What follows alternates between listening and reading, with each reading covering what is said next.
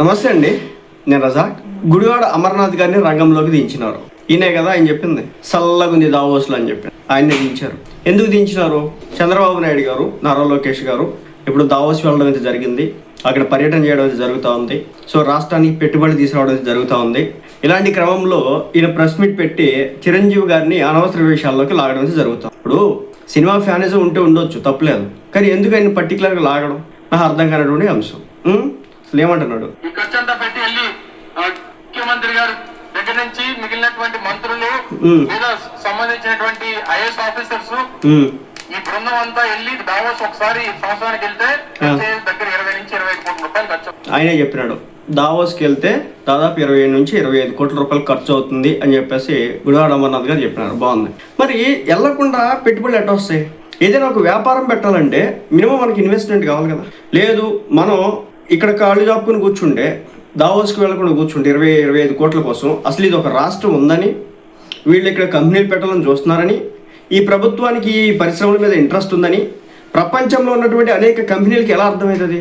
ఏ విధంగా వాళ్ళు అర్థం చేసుకుంటారు? అరే, ఒక మంత్రిగా చేస్తున్నారు కదా, పైగా ఐటీ శాఖ మంత్రి. ఈయన ఏం చదివినాడు నాకైతే తెలియదు, కానీ ఒక ఐటీ శాఖ మంత్రిగా చేసినాడు. ఆ వ్యక్తికి ఉన్నటువంటి ఆలోచన విధానం ఇది.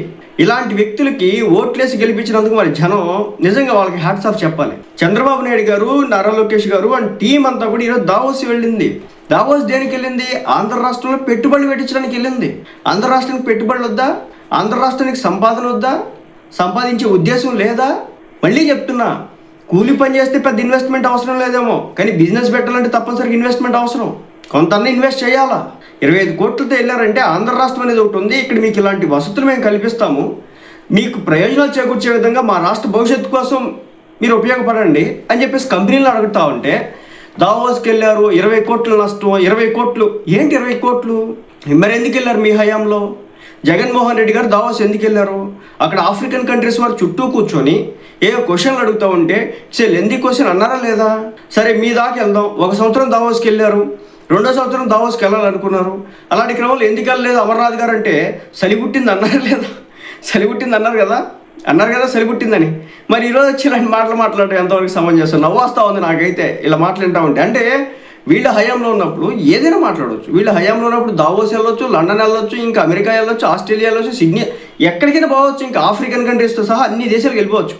కానీ ఇప్పుడున్నటువంటి ప్రభుత్వం అలా వెళ్ళబట్టే కదా, ఇలా దావోస్లో వెళ్ళబట్టే కదా మొన్న మనకి గూగుల్లో వచ్చేసి డేటా సెంటర్ పెట్టినాడు. ఇలా దావోస్ వెళ్ళబట్టే కదా మనకి క్వాంటమ్ వ్యాలీలు అనేవి ఇక్కడ ఆంధ్రాలో వస్తున్నాయి. అలాగే మైక్రోసాఫ్ట్కి సంబంధించినటువంటి కంపెనీలు పెడతా ఉన్నారు. ఇలా వెళ్ళబట్టే కదా 20-25 కోట్ల కోసం చూసుకుంటే కనుక మన రాష్ట్రానికి కంపెనీలు వద్దా? మన సంక్రాంతికి జనం అంతా కూడా ఎగబడి వచ్చారు ఇక్కడికి. తీరా చూస్తే ఏమైంది? కంపెనీలు లేవు మన దగ్గర. గత 5 సంవత్సరాలు ఏం చేశారా అంటే చెట్లు పెంచాం. చెట్లు పెంచుకుంటూ ఉంటే కనుక బాగానే ఉండేది, కంపెనీలు కట్టుంటే బాగానే ఉండేది. ఏది ఐటీ ఏడ మనకి? పోతే తెలంగాణ, ఆ పక్క బెంగళూరు, ఆ పక్క చెన్నై, ఆ పక్క నోయిడా, ఆ పక్క ఢిల్లీ, ఆ పక్క అది. వాళ్ళు తప్ప మనకు లేదా? మన రాష్ట్రం ఎదగొద్దా? ఐటీలో ఉన్నత స్థాయికి పోవద్దా? ఇన్వెస్ట్మెంట్ తీసుకురావద్దా? అసలు ఈ దావోస్కి ఎన్ని స్టేట్స్ వెళ్ళి అనుకుంటున్నారు? దాదాపు 10 స్టేట్స్ వెళ్ళి. దాంట్లో మన సౌత్ స్టేట్స్ అయినటువంటి హైదరాబాద్, తెలంగాణ కావచ్చు, మన ఆంధ్ర కావచ్చు, కర్ణాటక కావచ్చు, ఆ తర్వాత ఉన్నటువంటి తమిళనాడు కావచ్చు, ఈ స్టేట్స్ వెళ్ళి అనమాట. మరి వాళ్ళకు కూడా పని పాటలకి వెళ్ళారా? వాళ్ళు కూడా 22 కోట్లు 25 కోట్లు తగలబెట్టుకోవడానికి వెళ్ళారా? ఏం చెప్తా ఉన్నారు? మొన్న వచ్చినటువంటి గూగుల్ డేటా సెంటర్ మాకు రాలేదు ఏంటా అని చెప్పేసి ఆ తమిళోళ్ళు ఏడుపు మామూలు ఏడుపు కాదు. మన కంపెనీలు వద్దా? మన వాళ్ళు ఇంకా జీవితాంతో బానిసత్వం వేరే రాష్ట్రాలకు చేయాల్సిందేనా? నాకు అది అర్థం కావట్లా మన గుడివాడ అమర్నాథ్ గారు మాట్లాడే మాటలకి. ఇంకా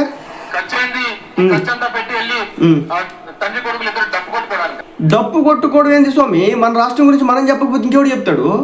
మన రాష్ట్రం గురించి అమెరికా వాడు చెప్తాడు, ఆస్ట్రేలియా వాడు చెప్తాడు, ఇంకే దేశం వాడు చెప్తాడు. మన గురించి మనమే చెప్పుకోవాలి. సరే, మన దేశంలో ఉన్నటువంటి పక్క రాష్ట్రం వాళ్ళు చెప్తారా? హైదరాబాద్, తెలంగాణకు సంబంధించిన వాళ్ళు కావచ్చు, లేదంటే మన కర్ణాటక వాళ్ళు కావచ్చు, కేరళ వాళ్ళు కావచ్చు, తమిళనాడు వాళ్ళు కావచ్చు, వీళ్ళు వచ్చి మన రాష్ట్రం గురించి చెప్తారా? మన డప్పు మనమే కొట్టుకోవాలి. అక్కడికి వెళ్ళి ఎవడో కొట్టడం. మీరు దావోస్కి వెళ్ళి ఏం చేసినారో, ఏం తెచ్చొచ్చినారో నాకైతే అర్థం కావట్లేదు ఈ వ్యవహారాలు చూస్తూ ఉంటే. ఇంకా దేనికి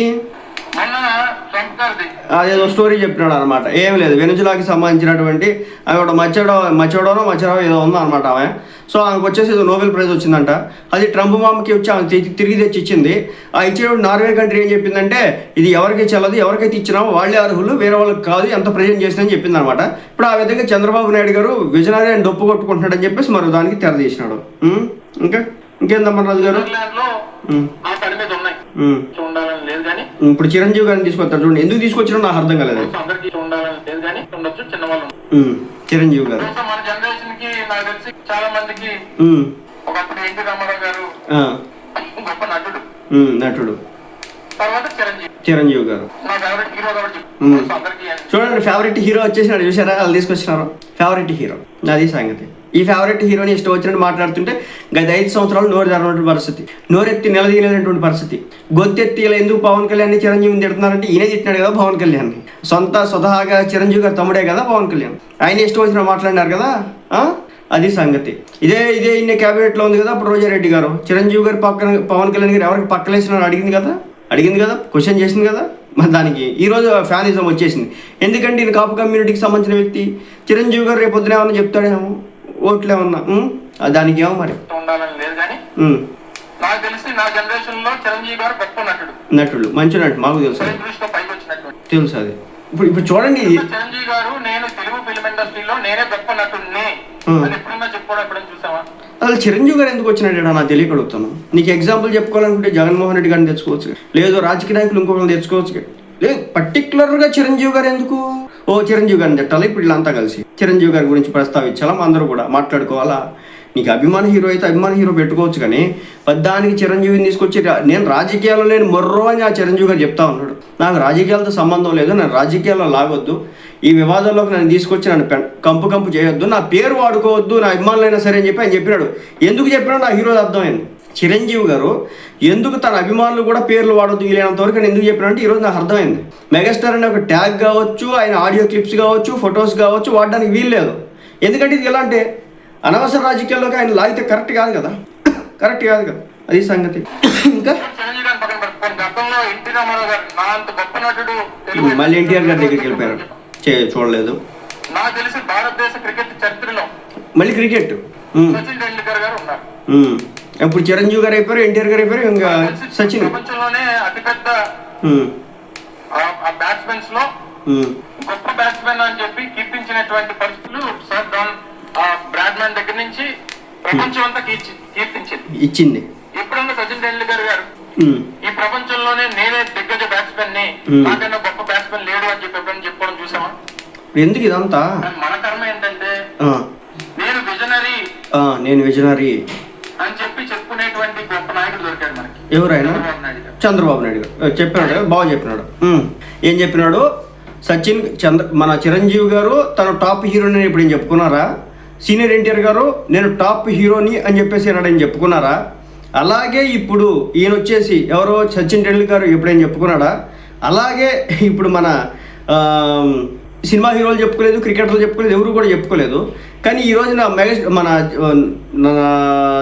చంద్రబాబు నాయుడు గారు చెప్తా ఉన్నారని చెప్పేసి ఈ వ్యక్తి మాట్లాడడం జరిగింది. ఒకటి, మేము చేసినటువంటి పనులు మేమే చెప్పుకోలేకపోయాం, కుయ్యో మొర్రో అని చెప్పింది వీళ్ళే కదా.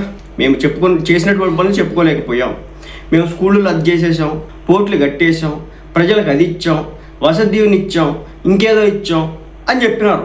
ఈరోజు చెప్పుకుంటూ ఉన్నాను మేము అన్నీ ఇచ్చాం, అవన్నీ చెప్పుకోలేకపోవడం కారణంగా ఓడిపోయామని. చంద్రబాబు నాయుడు గారు తప్పు చేయట్లేదు, తను చేసినటువంటి పనులు ఏవైతే ఉన్నాయో మంచిది అది చెప్తున్నాడు.